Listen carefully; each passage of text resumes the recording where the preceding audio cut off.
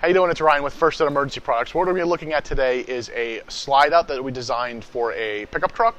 This one's a little different than what we traditionally do.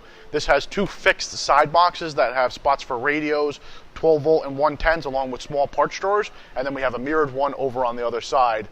This center divider will be mounted to a slide out in the pickup truck, and what we have is actually a three-way monitor there that's set up for drone footage and other inputs, radio cutouts.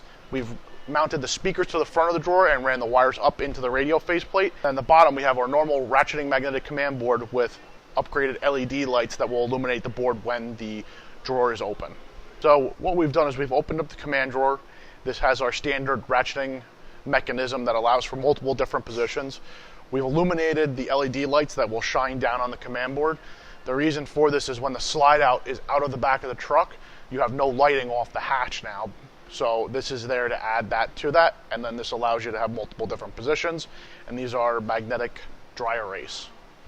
So now taking a look with the screens out, these are three individual monitors that have HDMI inputs, and these monitors are also 12 volt powered, so there's no need to have an inverter or anything.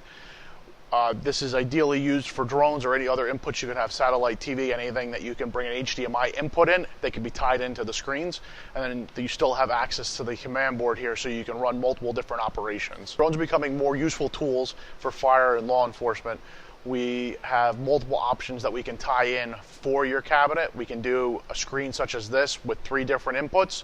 We can do a single screen, and then we can also do one larger screen that will give you a larger viewing area for anybody that's working around the back of the vehicle.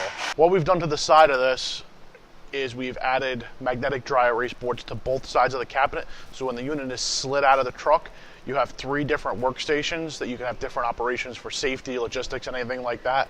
And then at the back of the cabinet, we have storage for gear, other cases, or anything else like that.